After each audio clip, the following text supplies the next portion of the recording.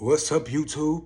It's your favorite cousin Trip, and I'm back with another banger. I'm back with another banger. I'm back with another banger. Yeah, as y'all can already see from the title of the video, life has a masculine bottom. And before we get into this video, man, can we all thumbs up this video? It don't take no money from y'all account.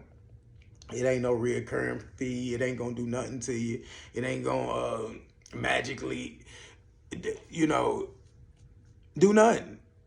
All it does is trigger the algorithm in YouTube space to let everybody know that Cousin Trip just dropped a banger.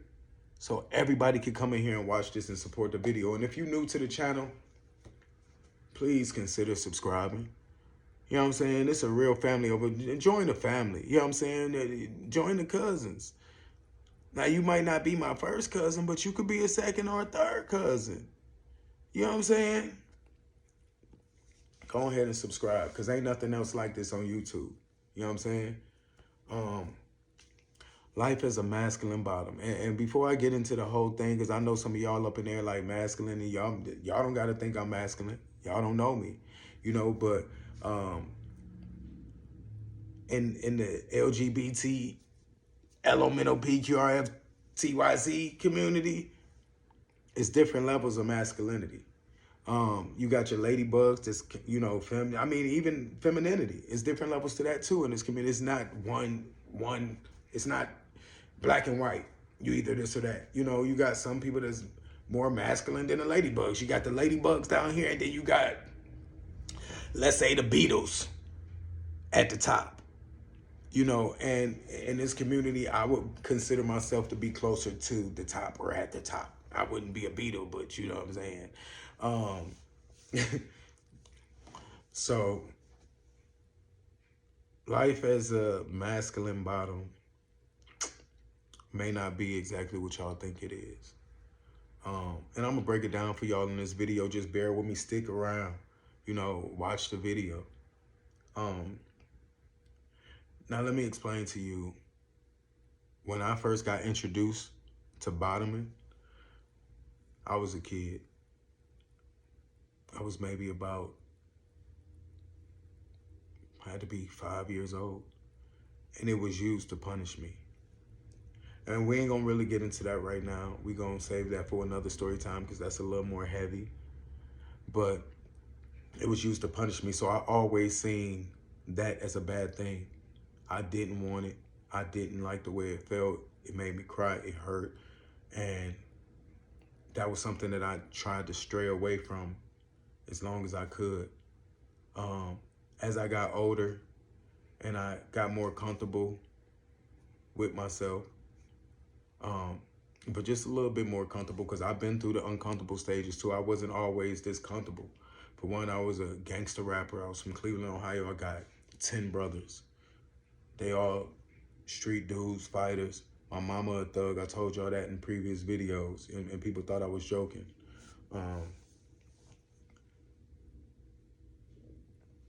You know, when I was a child, I think I was just a regular kid. And I used to like to sing songs with my girl cousins and play and things like that. And when you're a kid, you don't know nothing about sexuality or what, you just being yourself genuinely. And you know, when I would try to like sing with them, they would push me away and be like, no, Ali, this just for the girls. You can't be in it. You know, it was about 4 or 5 of my girl cousins making up steps. And I was an artistic kid. I always loved music, you know, but they would push me away and tell me it was for the girls. And I would always understand, like, why is this just for the girls?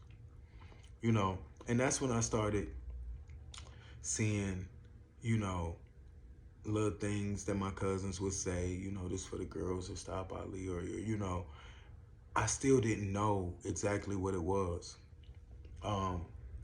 My mother told me that when I was maybe about 2 years old, I put on a pair of her heels, and I was just walking around in them. And of course, I don't know, you know, that's my mother. You know, I see her walking in them. I'm a child, I don't know what they are. So I just put them on and started walking in them. And the next day, my mother took all of her girl clothes, her heels and dresses and things like that, and she threw them away. Because she said, I'm raising boys and I don't want them to be influenced by me and what they see me doing. So from that day on, my mother stopped really wearing like dresses and heels and things like that, unless she was going out to a certain event, but she didn't do that around the house. She figured like they gonna do what they see and I don't want them to see this. So bottoming for me wasn't something that I wanted to do at all, ever. And then when I turned 14, I got into rap music and I was a gangster rapper because I was from the streets. And that's all I really knew. And I noticed that the more I was fighting and doing music, the more accepted I was. Even though I knew I had this secret in the back of my brain of my attraction to men, I tried to hide it. I even had a girlfriend. I had in-house coochie. You know what I mean? I had two girls staying with me. One girl named Talasia, one other girl, I forgot the other girl name. I was hitting them both at night because I thought that's what I was supposed to do. And,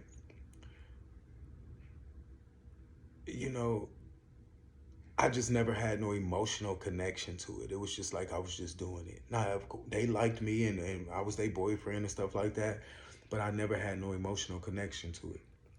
So as I'm a gangster rapper and I'm rapping and I'm growing up on St. Clair in Cleveland, Ohio, Bone, 99th and St. Clair. I grew up right down the street from Bone Thugs and Harmony.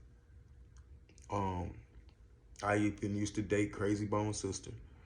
You know, we was all friends and stuff like that in the neighborhood. I was known as the fighter, you know, a little hothead. And eventually I went to jail. When I got out of jail at 16, I was by myself for a little while, but then I got into a relationship at 17. Now, the guy that I got into a relationship with, he wasn't from my city, but he was in a relationship with a girl at the time, and he had just had a newborn baby. You know, we started dating, and if I was a side at first. And if anyone of you, I was a side before it was a term, a side. When we got into that relationship, neither one of us was doing no type of penetration. We would just stroke it. We would kiss. It was a lot of passion. We would grind and do all these things. And it was so many other ways that you can reach your peak, so to say, without actually penetrating. I was happy with that.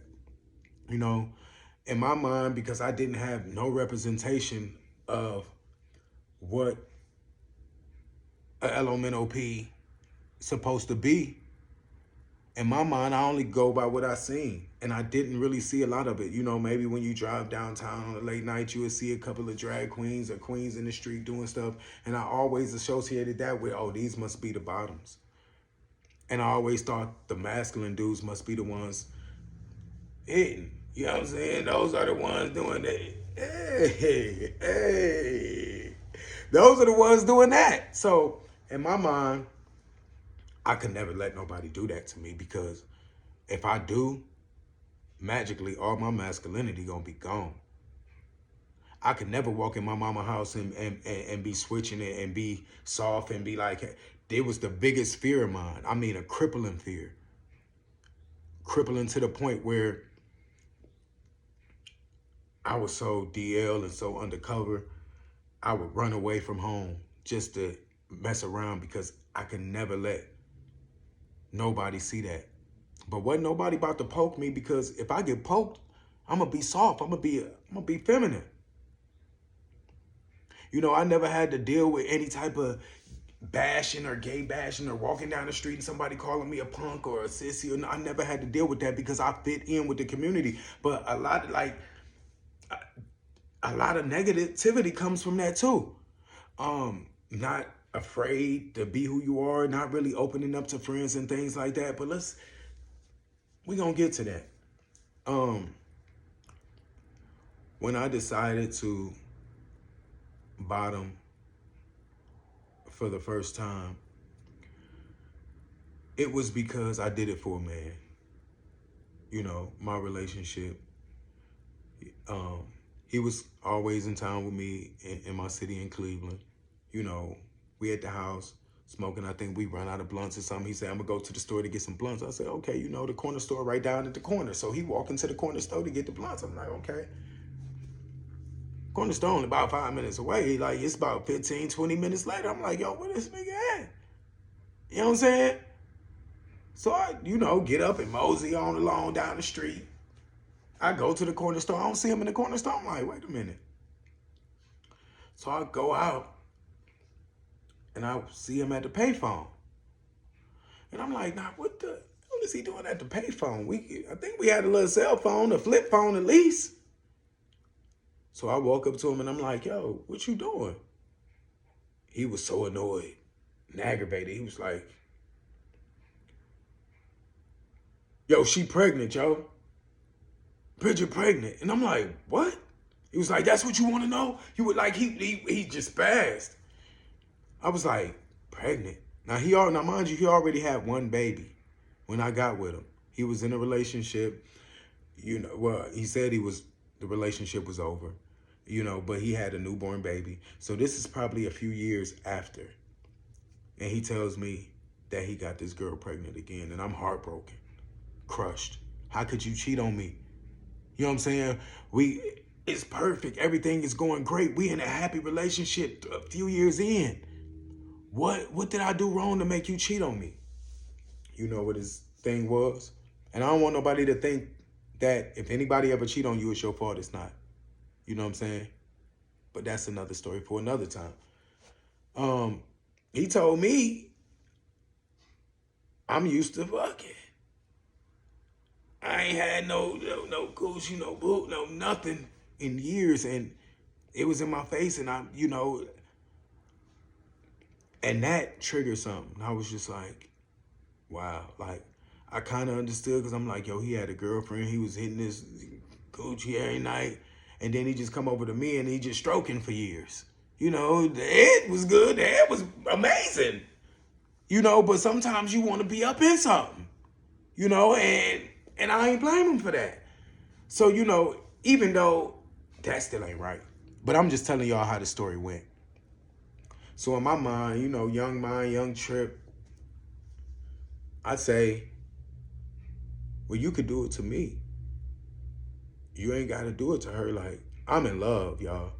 I'm like, you ain't got to do it to her. Like, you could do it to me. Like, I'll let you do it to me.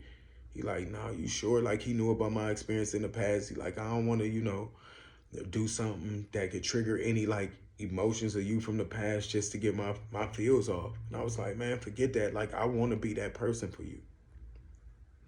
So we went through the motions and things like that of trying to make it happen, you know, a lot of times. And I was still hardcore hot-headed. Y'all think I was way rougher back then. I didn't calm down. I'm a grown man now. I don't even, you know, be all up in it. But, you know, a lot of times when he was doing, hey, man, stop, chill, bro. Like, you going too hard. You know what I mean? Like, wait. And after trying after that, you know, you get soft. Like, it's too much going on in your head. Like, I can't do it. Like, I've been trying for 10 minutes. You pushing me back. I got to wait. I'm laying here. Like, can I go? Like, it was a lot, you know. Eventually, it happened.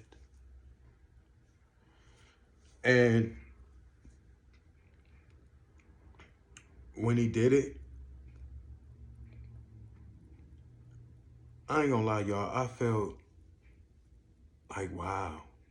At first, I had to get up. You know what I'm saying? And walk around a little bit. Like, wait a minute. Oh, wait, that was a little gay creeping in. No, but wait a minute. Let me see. I still walk the same. Let me rap a little. Triple the billion, the better. Wait a minute. I'm still talking the same. Wait, let me go around my people to see if they notice any little switch or twitch in my walk. I was still the same nigga when I woke up. After he done did his thing and all that, I ain't magically turned into no queen.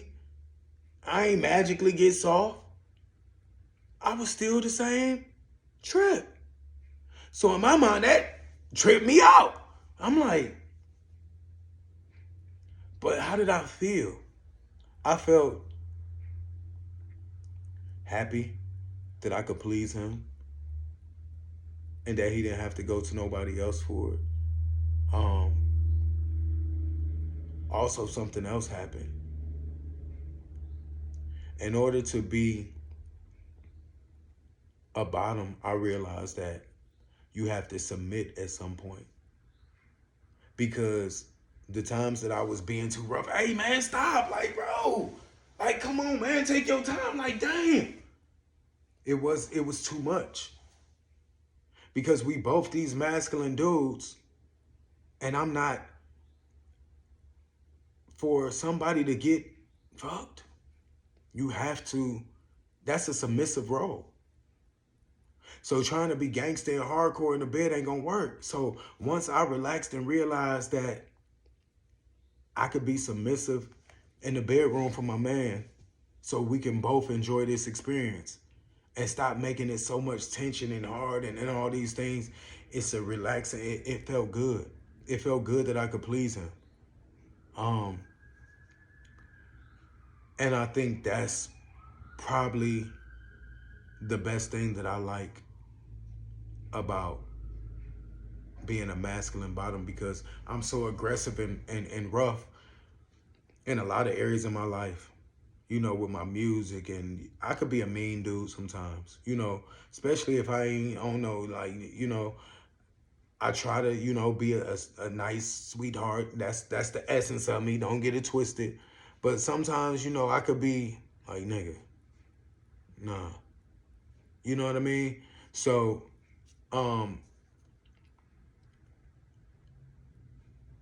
being the bottom allowed me a space where I didn't have to be gangster or hard or rough.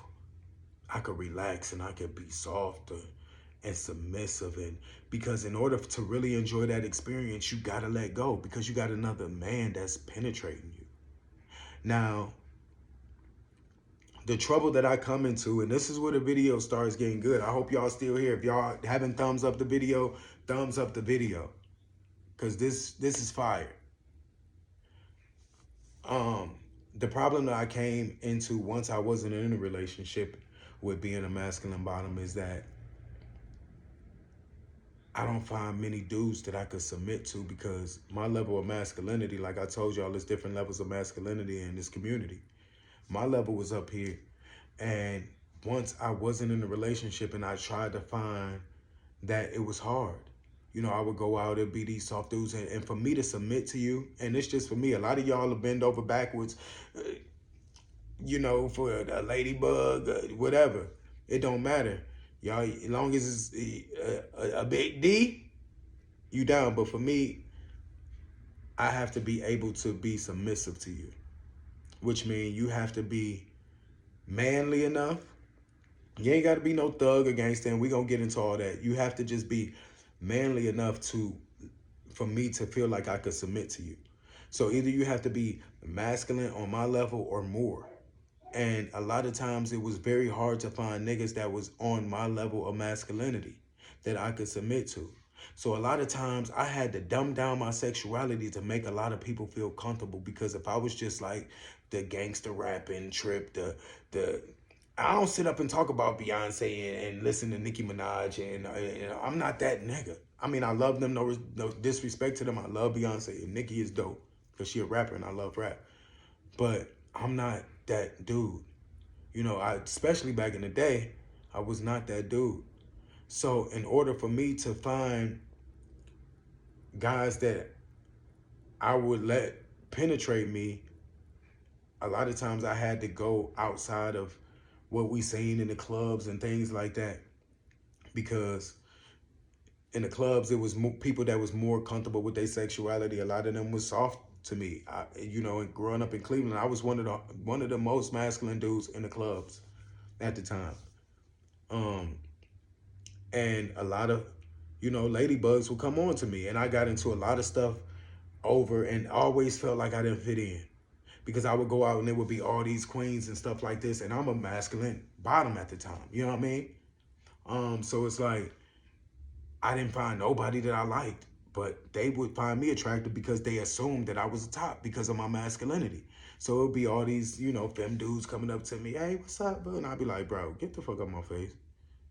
Do I look like I talk to you? Then they try to, oh, you ain't all that, boy. And then it'll lead to some argument or some fight, and I'm getting dragged out the club for fighting or stealing on somebody. You know, that happened all the time to the point where I stopped liking going to clubs because I never felt like I fit in. When I would go, I would just stand around in the corner looking like, why am I here? You know, um, and, you know, back in the day, I feel like a lot of people portrayed to be masculine when they was around their family and things like that, but they let their hair down and put they, what's that, when they do that behind the ears, they did that when they got free in the club. Me, it wasn't contrived. It was just who I was. So it wasn't nothing to switch. I was the same way at my mama house as I was at the club if I went out. You know, I couldn't find dudes, which led me to looking for hookups and looking for DL dudes because in my mind at the time, DL dudes had the level of masculinity that I could submit to. They had girlfriends, and remember my first dude had a girlfriend and had a baby, so I could relate to that. I could relate to having a dude with a girl and kids and stuff like that. So I would seek DL dudes. I would go on, chat line or, Craigslist, and I would look for, DL dudes to mess around with. And a lot of times I had to dumb down my sexuality in the comments and say stuff like, yeah, what's up? Young boy just looking, for whatever, looking for some sex or looking for a real nigga, a masculine nigga, that's aggressive. I would always put aggressive because I wanted the roughness. Because I felt like if you passive and soft, you can't. So a lot of times people didn't understand what aggressive was. They thought that meant I wanted to get slapped. And a lot of times, if you buck up with me like that, I'm bucking back. Remember, I'm a fighter from Cleveland. So I would have to play that role. Like a lot of times, they didn't want no hard neck, rough dude. They wanted something soft. You know what I'm saying? You the bottom. You supposed to be soft. A lot of them in their mind, they thought that too. So coming meeting me, it's like, yo, this nigga getting butt. I hope this nigga don't try to touch my butt. I mean, I done went through so much stuff with dudes who, like, don't touch my butt, or, one dude walked backwards. When he pull up his pants and walk backwards. So I won't look at the ass. You walking backwards so I won't look at your butt? I mean, like, it was so many things that I went through trying to find somebody that I could submit to in this community. And a lot of times it was the DO dudes and things like that.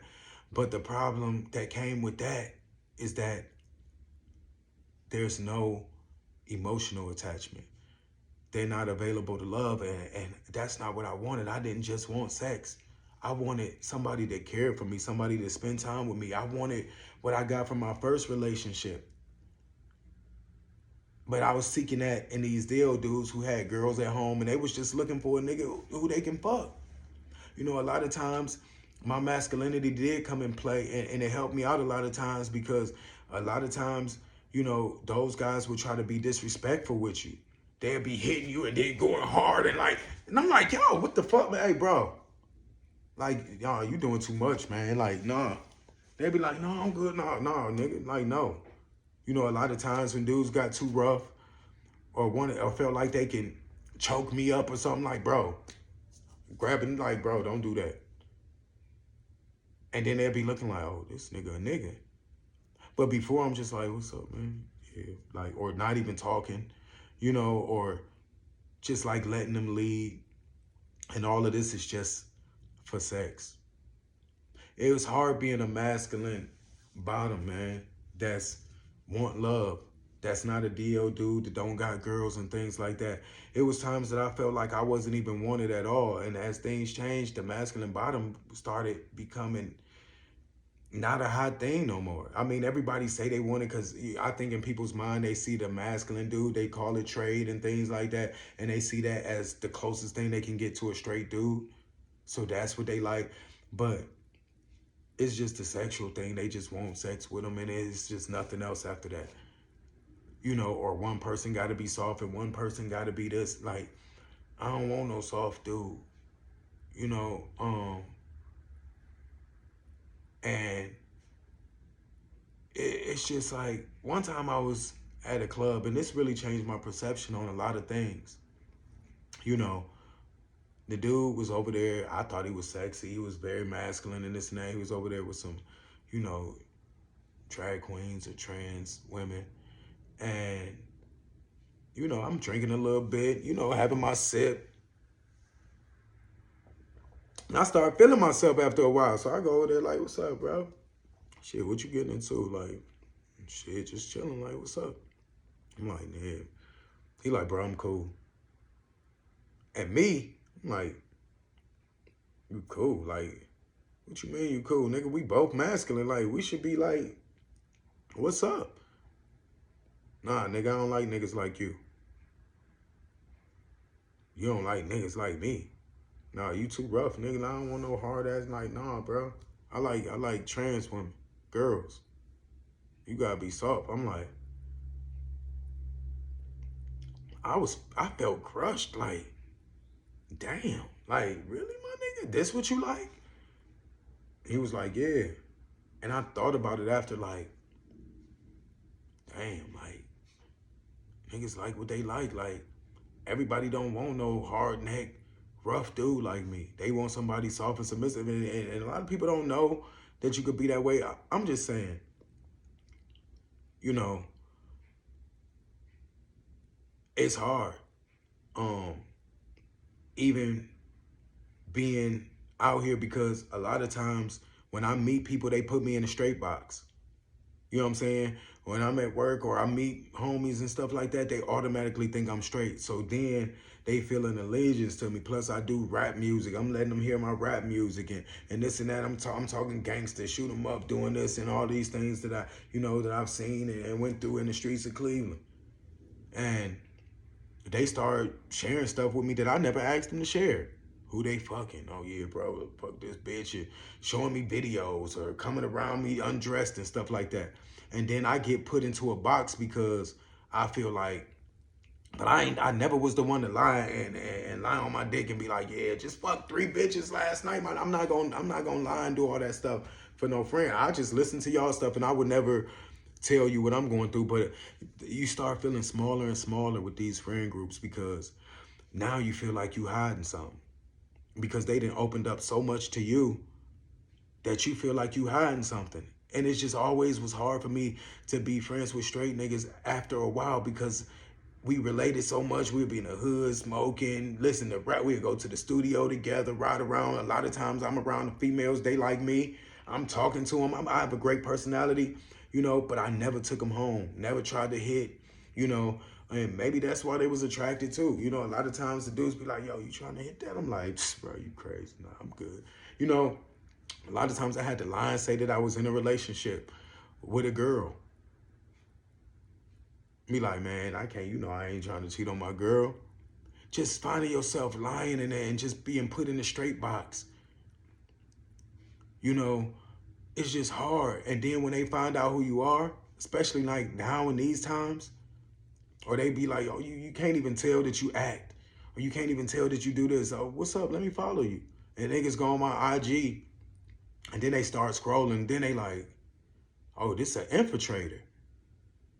But the little gay boy that was walking around, filming them, don't nobody say nothing about that. Even females, they feel like, if you masculine, oh, you being fake.